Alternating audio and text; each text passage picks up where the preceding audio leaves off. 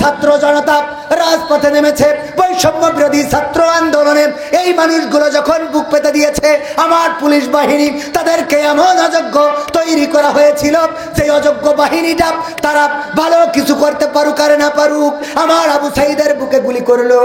এই শান্ত শিষ্ট ভদ্র ছেলেটা একজন ছাত্র মানুষের বুক গুলিবিদ্ধ হয়ে গেল, আস্তে করে রাজপথে পড়ে গেল, মৃত্যুর কোলে ঢলে পড়লো।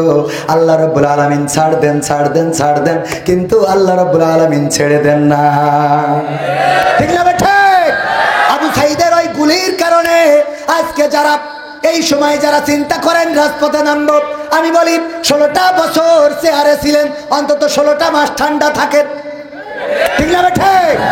আবার যারা নির্বাচন চায় তাদেরকেও বলতে চাই, 16টা বছর যেহেতু ভোট দিতে পারেন নাই, মাঠে যেতে পারেন নাই, 16টা মাস আপনাদের ঠান্ডা হইলেও অসুবিধা কোথায়? কথা কয় না? লাফালাফি লাফালাফি, দেশটাকে একটা পর্যায়ে নেওয়ার দরকার আছে না? নেত্রী যদি গতকালকে যুব ছাত্র দলের ছাত্রলীগের এই আন্দোলনে বক্তৃতা না দিত, তাইলে বাংলাদেশে এই অনাকাঙ্ক্ষিত পরিস্থিতি সৃষ্টি হতো না। অনেকেই বলে মানুষ মায়ের খায় তার চুপার কারণে, আঞ্চলিক ভাষায় বলে না, কিসের কারণে? চুপার কারণে। এই চুপাটারে কন্ট্রোল করার দরকার আছে না? নাই? একবার কে যেন একবার কোন পুত্রবধূ গেছিল কার কাছে, ডাক্তারের কাছে, তো যাওয়ার পরে বলল যে তোমার তো আর বেঁচে থাকার ভরসা নেই। মানে শাশুড়ি বাড়ি থাকতে পারে না, শ্বশুর শাশুড়ির বিরুদ্ধে খালি বলে, খালি বয়ান বয়ান বয়ান বয়ান।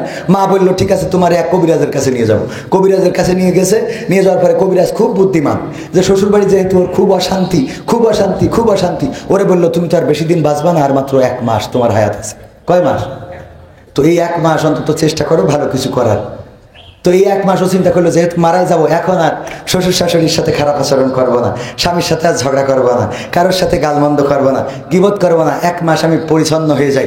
এই 1 মাসে যেই পরিচ্ছন্ন হয়ে গেল, মোটামুটি ওই মারা গেল না। তারপরে কবিরাজের কাছে আবার গেছে, কবিরাজ বললো মাগো আসলে কবিরাজ তো ভালো মন্দ কিছু করতে পারে না, আমি বুঝতে পারলাম তোমার সুপার দোষ আছে, এই জন্য তোমার মৃত্যুর ভয়টা ধরাই দিয়েছিলাম যে তুমি আর 1 মাসের বেশি বাঁচবা না। এই 1 মাস যখন মৃত্যুকে কেন্দ্র করে নিজের পরিবর্তন করে নিয়েছো, তখন তোমার শ্বশুর শাশুড়ি সব ভালো হয়ে গেছে, ওরাও এখন ভালো ভালো আচরণ করে, তো ওরাও ভালো আচরণ করে। ঠিক কিনা? আপনি যেটা করবেন তার ফল আপনি পাবেন। ঠিক না বে ঠিক? বেগম জিয়াকে একদিন বাড়ি ছাড়া করেছিল, 40 বছরের স্মৃতিময় বাড়ি, সেই বাড়ি থেকে 1 কাপড়ে বিদায় করেছিল, মনে আছে না? নাই? আবার সেই আর এক নেত্রীকে এই দেশ ছাড়া হইতে হইল। আবার যদি তাদের সাথে এমন কিছু করা হয় যেটা জুলুমের পর্যায়ে পড়ে, তাইলে যারা করছে তাদের অবস্থা এর থেকে আরো ভয়াবহ হবে। আমার কথা মনে বোঝেননি? ঠিক না বে ঠিক? কারণ বিচার করার জন্য আল্লাহ আছে না নাই? আপনি মনে করতেছেন আল্লাহ ভুলে যায়, অত সোজা না, সব মনে আছে না নাই? কাবার চত্বরে আব্রাহার বাহিনী ঢুকে পড়ল। আব্রাহার বাহিনী যখন ঢুকে পড়ল, আব্দুল মুত্তালিব কাবার দরজায় হাত লাগিয়ে বললেন, ওগো আল্লাহ, আমার তো এমন কোন শক্তি নাই যেই শক্তি দিয়ে আমি আব্রাহাকে কন্ট্রোল করব, তার হস্তি বাহিনীকে মোকাবেলা করব, সেই শক্তি তো আমার নাই। ওগো আল্লাহ, তোমার কাছে খাস করে ফরিয়াদ করি, তোমার কাবা তুমি যদি চাও তুমি রক্ষা করে নিও। আল্লাহ রক্ষা করেছে না করে নাই? কথা কয় না? রক্ষা করেছে না কি করে নাই? আল্লাহ রাব্বুল আলামিন রক্ষা করলেন। সুন্নাত নয় শুধু দাওয়াতের, আমাদের এর গজল, মায়ের গজল, বাবার গজল, আমি চিনি না আনসারি, প্রবাসীর গজল, নামাজ নাই, রোজা নেই।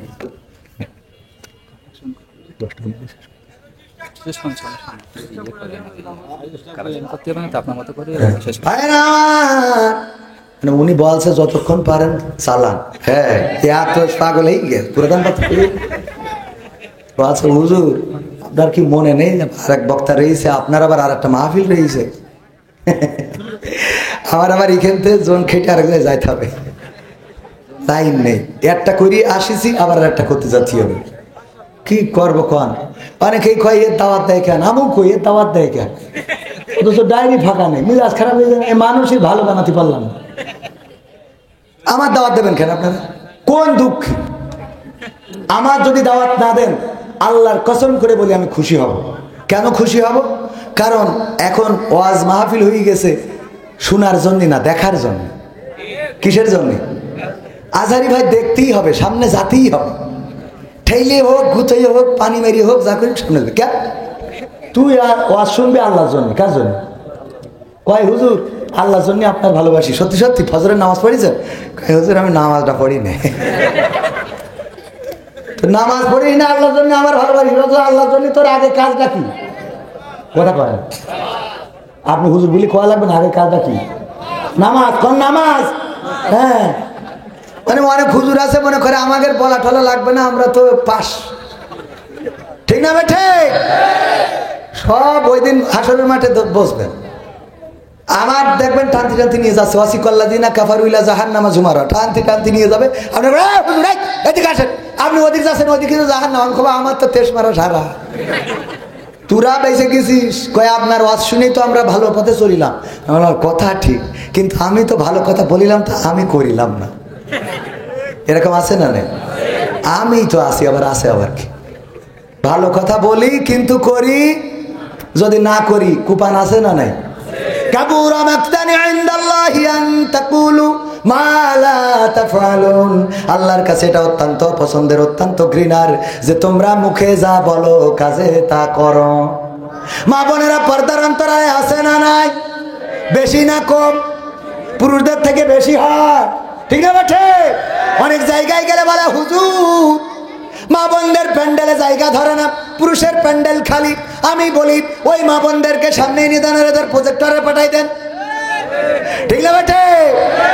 কারণ মা বোনেরা প্যান্ডেল ভরে ফেলে, ভরে ফেলার কারণও আছে। মা বোনেরা বাজারেও বেশি, সিরিয়ালেও বেশি, আবার মাহফিলেও বেশি, ঠিক না বেঠে?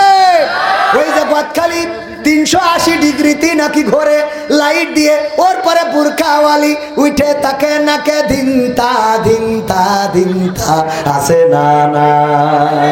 আর চারিদিকে যুবকেরা ভিডিও করে, আর কোন কোন যুবক মনে করে আহারে যদি যদি আমি এই রাম একটা পাইতাম রে, ঠিক না বেঠে? মোটর সাইকেলের পিছনে নিয়ে যখন একজন গিয়ার দেয়, আরেক যুবক মনে করে মালটা নিয়ে চলে গেল রে। সারা জীবন কি করলাম? সেলুনে যাই বলে এই কুত্তা কাটিং আমারও দিয়ে দে।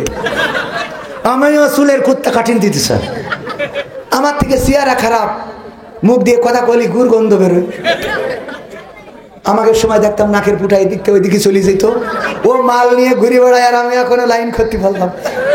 দে কুত্তা কাটিং আছে না? নাই?